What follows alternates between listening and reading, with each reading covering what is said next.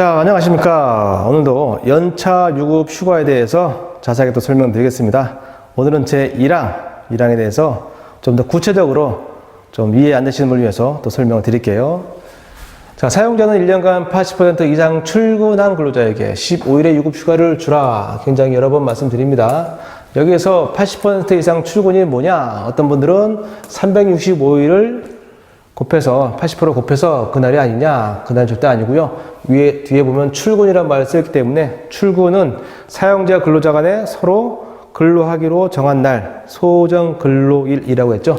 그 소정 근로일만을 뜻합니다. 올해 2022년도 기준으로 봤을 때 총 365일 중에 소정 근로일만 빼면은 뭘 빼야 돼요? 무급 휴무일 토요일, 유급 휴일 일요일, 1년에 52주 이틀을 빼니까 이틀 곱하면 104일 정도가 나와요. 대략 104일을 빼고 그 다음에 평일에 법정 공휴일이 있죠. 그죠? 이날도 빼게 되면 대략 한 13일 돼요. 올해 1년 동안에.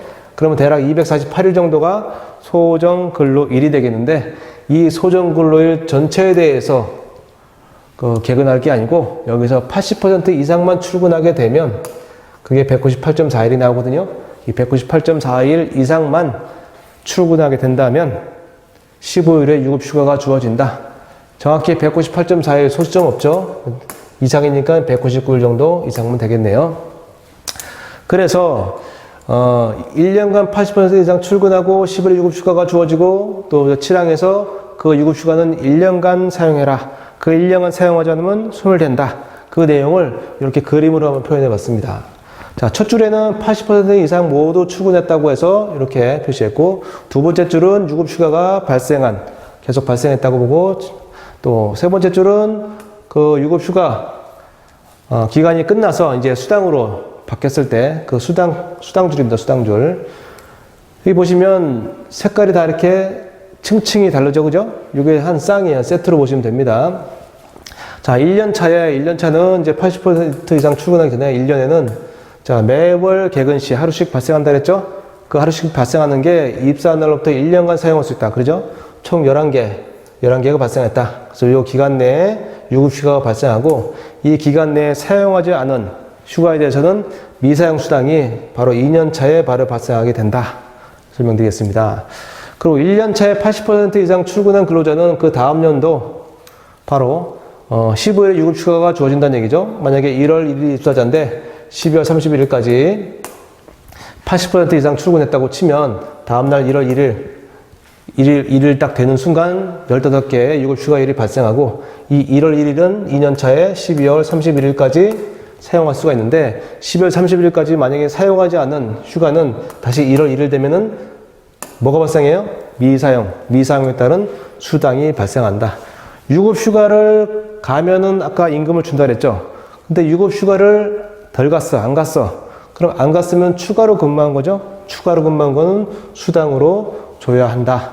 이렇게 이해하시면 되겠네요. 그래서 2년 차에도 마찬가지로 80% 출근 15개 수당, 80% 출근 16개 수당. 이렇게 쌍쌍이 계속 가게 됩니다. 이렇게 계속 가게 됩니다. 그럼 밑에 그림은 뭘까요? 밑에 그림은 이 미사용 수당에 대해서 이해를 시켜드리기 위해서 제가 설명해 놓은 겁니다.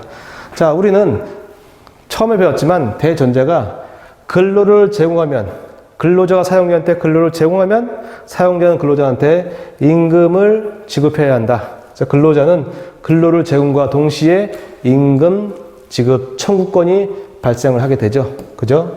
매월 또 매일 이렇게 근로를 하면 반드시 청구권이 발생하게 됩니다. 그런데 여기서 말하는 이 연차 유급 휴가는 임금이란 말은 없어요. 그죠? 여기 연차 유급 휴가란 말은 있지만 임금이란 말은 없습니다. 근데 여기서도 설명드렸듯이 첫째 년도의 출근율에 따라서 그 다음에 연차 유급 휴가 청구권이 주어져요. 출근율이 80% 이상 됐느냐, 80% 이상 됐느냐. 이 80% 이상 되면은 그 이상 된 출근율에 따라서 바로 임금 청구할 수 있는 청구권이 발생하는 게 아니고 연차 유급 휴가를 갈 수 있는 청구권이 발생한다 이거죠. 그죠? 그것도 1년간. 그 청구권을 1년간 사용하지 않게 되면 비로소 미사용에 따른 청구 수당 청구권이 발생하게 되는데 중요한 건 이겁니다. 첫날 근로관계 반드시 유지가 돼야 된다는 거죠. 반드시. 자, 1월 1일 입사자예요. 그죠? 자, 12월 31일까지 출근율 80% 만족했어요. 그러면 다음날 1월 1일 되는 순간 연차 유급 추가 청구권이 15개가 발생하겠죠? 요거를 언제까지요? 2년 차에 12월 31일까지 사용할 수가 있습니다. 근데 15일을 전부 사용 안 했어. 얘를 미사용 전체 하게 되면 요 첫날, 요 1월 1일 요 첫날, 자, 미사용한 15일분의 수당, 우리가 흔히 말하는 연차수당이라 연차수당 청구권이 발생하게 돼요. 발생하게 되는데 중요한 거는 이 연차수당 청구권이 반드시 근로관계가 유지가 돼야만 한다는 거죠. 왜? 출근율을 충족하면은 바로 수당 청구권이 발생한 게 아니고 휴가를 갈 수 있는 권리가 주어지고 휴가를 갈 수 있는 권리가 1년이 넘어버리면 그 다음에 비로소 수당을 받을 수 있는 청구권이 발생하기 때문에 반드시 첫날 이후 또는 둘째 날, 셋째 날까지 근로관계가 유지돼야 된다. 근로관계가 유지돼야 된다는 그런 점이 여기 있는 임금 청구권하고 차이가 있습니다. 임금 청구는 근로를 제공하면 바로 임금 청구권이 발생하는데 이 연차 수당은 출근율을 충족하면 그 다음에 휴가를 사용하지 않으면 그 다음에 비로소 수당 청구권이 발생하는데 수당 청구권이 발생할 때 반드시 근로관계가 유지가 돼야 한다 이거죠. 근로관계가. 그러면 이 사람 같은 경우 어떻게 해요? 1년, 2년 하고도 1일 이상은 근로해줘야, 그죠? 15일에 수당이 발생하게 되겠죠. 그죠? 이렇게 이해하시면 되겠습니다.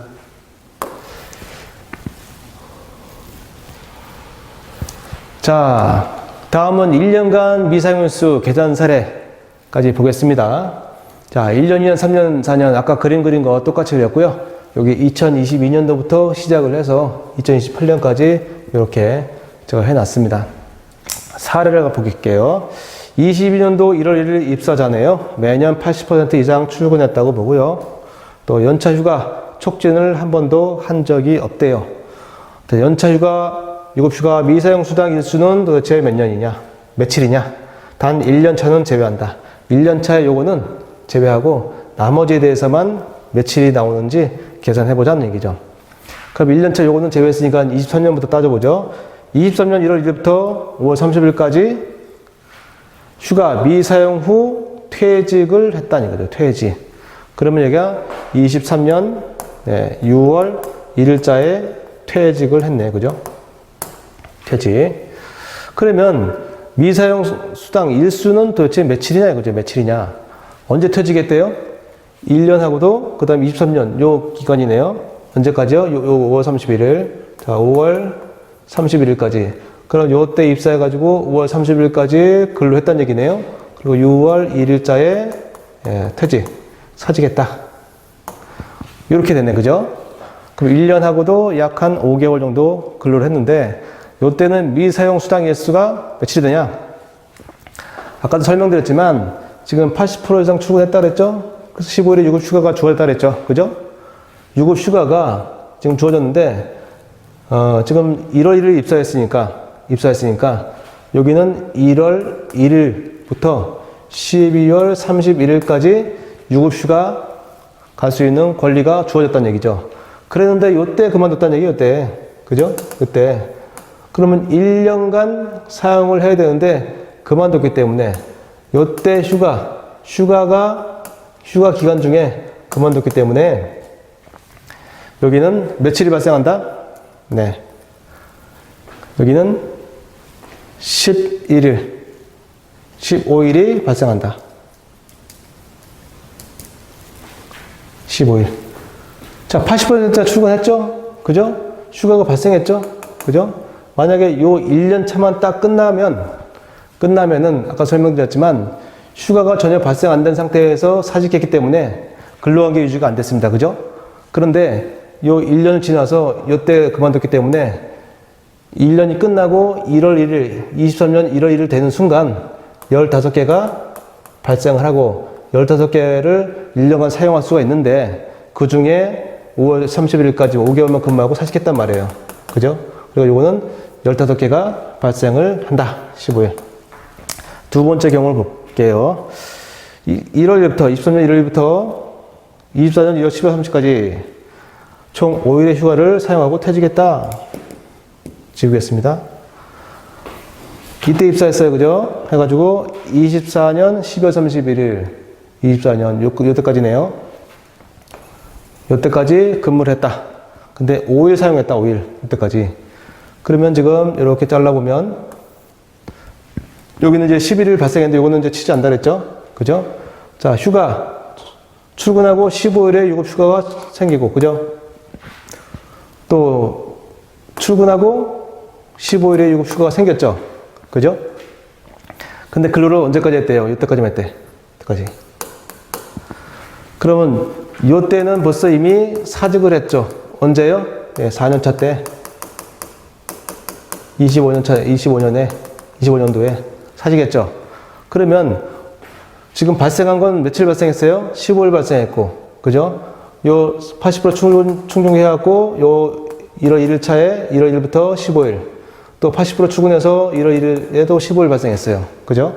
그러니까 15일 발생하고 15일 발생했으니까 총 11개 빼면은 15일 더하기 15일은 총 30일이 발생했죠. 그 중에 며칠? 5일 사용했다. 그러면 빼기 5일 하면은 25일만큼이 미사용 수당 일수가 되겠다는 거죠. 됐다. 마지막 3번 보겠습니다. 23년 1월 1일부터 22년 10월 3일까지 휴가를 총 20일을 사용했답니다. 또 그림 그려볼게요. 여기부터 입사해가지고 26년 26년 요쯤 되겠네요. 10월. 이렇게 좀 장기간 근로를 했네요. 그죠?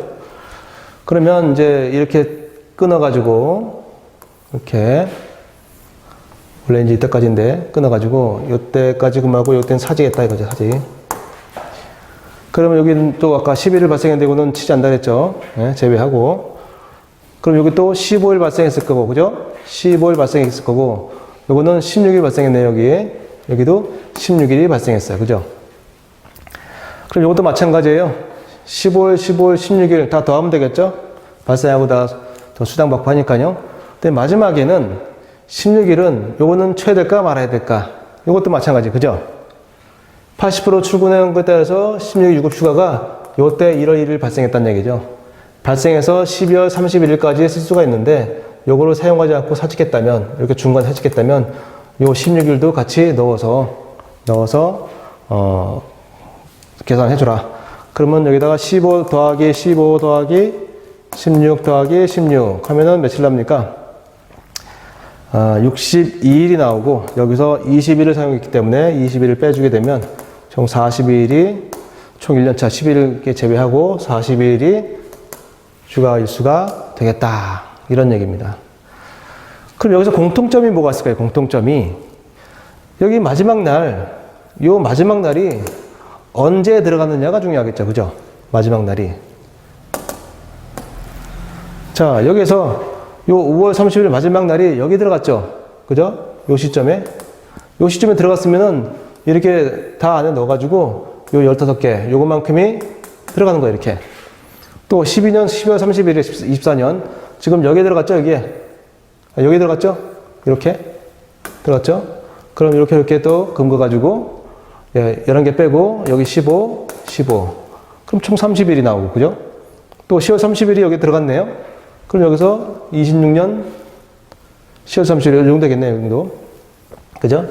그리고 또 금거가지고 15. 여기는 16. 여기도 16. 예. 요 마지막 날이 어느 해에 속하느냐, 내 몇 년 차에 속하느냐, 그거에 따라서 다 합산하면 되겠다는 얘기죠. 그죠? 이렇게 금거해서 합산하시면 이렇게 쉽게 결과가 나오게 됩니다. 자, 오늘은 근로기준법 60조 제1항 지난번에 대충 설명드렸는데 오늘 좀 자세하게 수당 그 일수에 대해서도 설명드렸습니다. 다음에는 1년 미만 근로자 그 수당 일수에 대해서도 설명드리겠습니다. 오늘도 수고 많이 하셨습니다. 감사합니다.